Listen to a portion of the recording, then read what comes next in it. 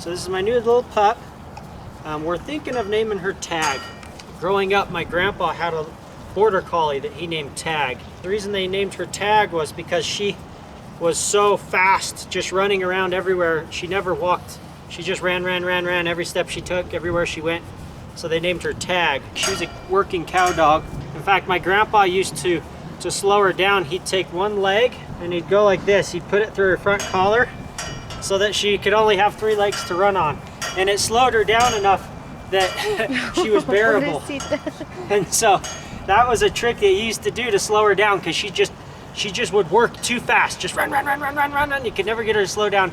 I know 2 of her brothers, they kind of remind me of that Tag dog, just running around everywhere, 100 miles an hour. Same kind of idea, just love to run everywhere.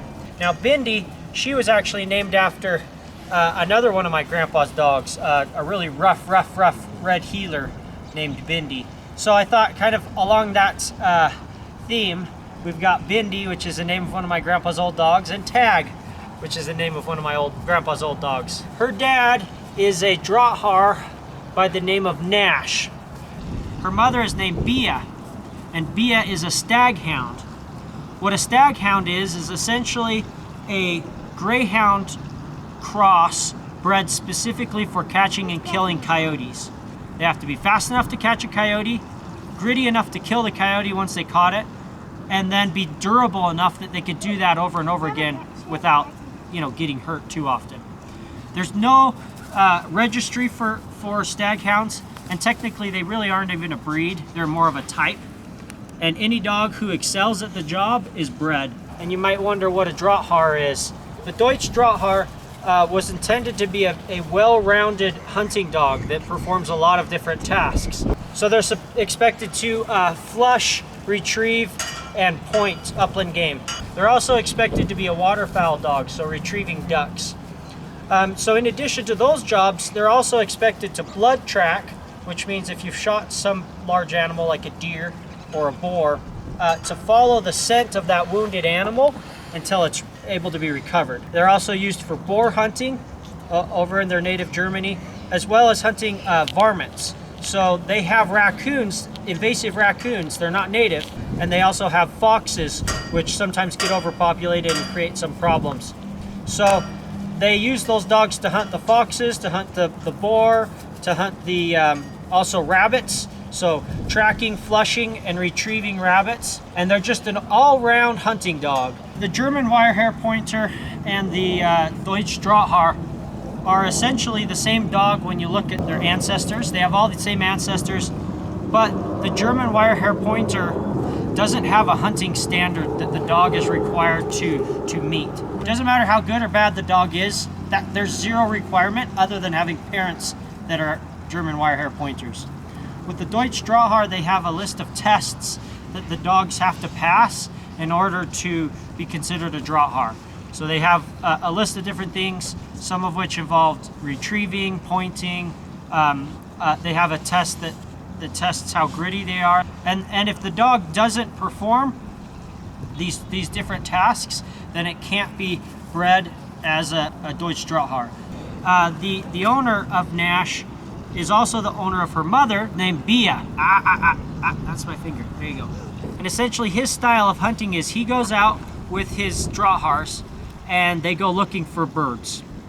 So they'll go out, they'll search for pheasants and other upland game, and in the process they might run into, let's say, the track of a raccoon.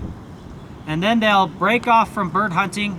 The Draughar will go and catch the raccoon, and then Bia, the staghound, is following her master because she doesn't really actively search as much as the Draughars.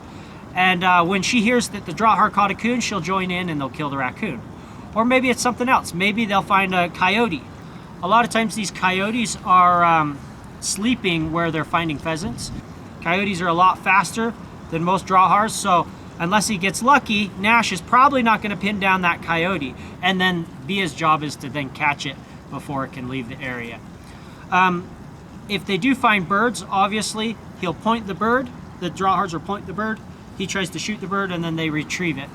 But that's basically his style of hunting. Obviously he does other stuff too because he hunts waterfowl. So sometimes he'll be retrieving waterfowl. He has a brother to this pup who's 2 years old, and his name is Huck. And Huck's an interesting dog because he's able to do a little bit of both jobs. He's not as fast as his mother Bia, but he's a lot faster than the Draghars, so he can help catch the coyotes.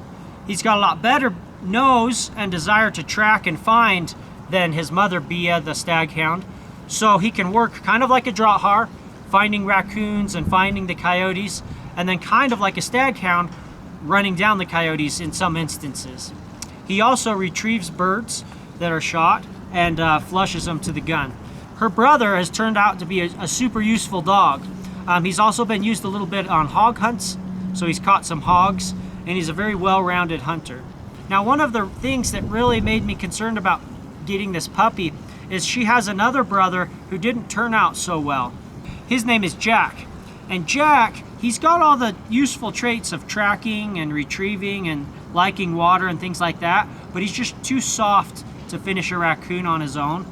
Only the smallest and easiest of fighting prey will he, successfully dispatch by himself. So he's really not the kind of dog I would be interested in with the style of hunting I do.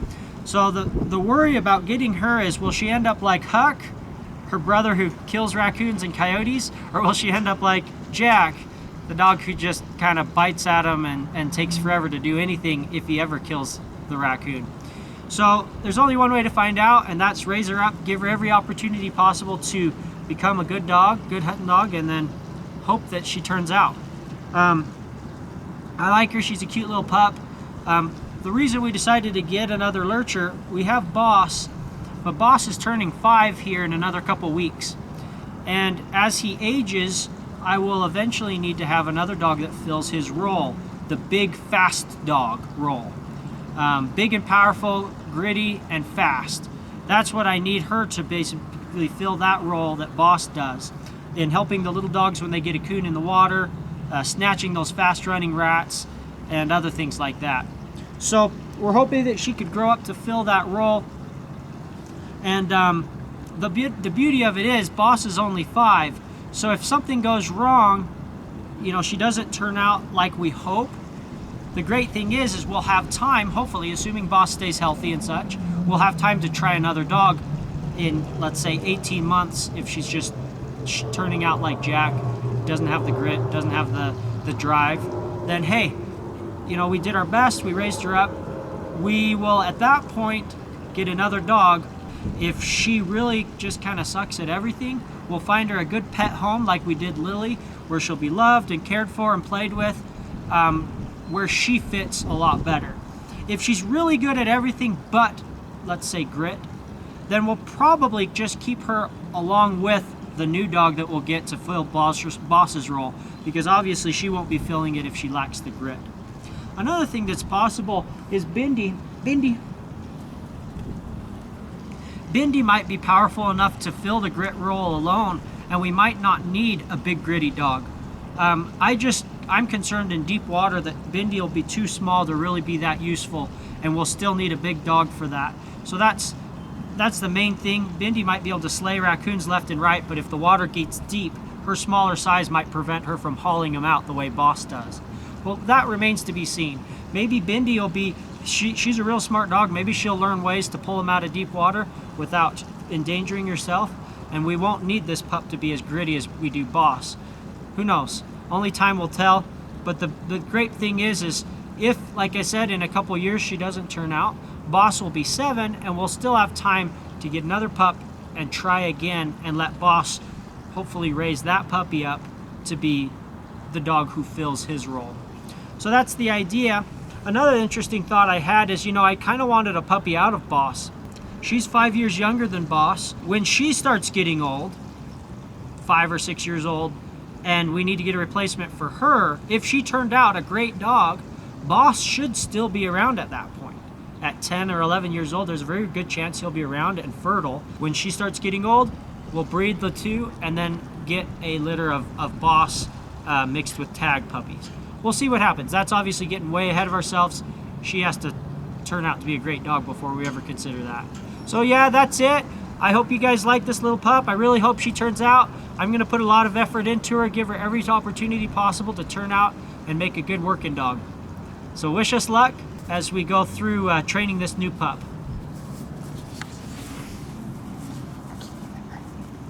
Hi guys, hope you enjoyed the video. You may have noticed that several clips within this video are videos you've never seen before. The reason for that, YouTube has been tightening down on their censorship harder and harder each and every year. I in fact just barely got a strike for a video that I thought was totally fine. But nope, they gave me a strike, took it down, and you guys are never going to see it. So what happens to that and many other videos that I already know are going to get a strike, so I don't even try and put up on YouTube? Well, they go on my Mink Man's exclusive club. This club allows me to show videos that I never could show on YouTube. So if you guys feel like you're missing out seeing these little clips here and there on this video, well, you really are.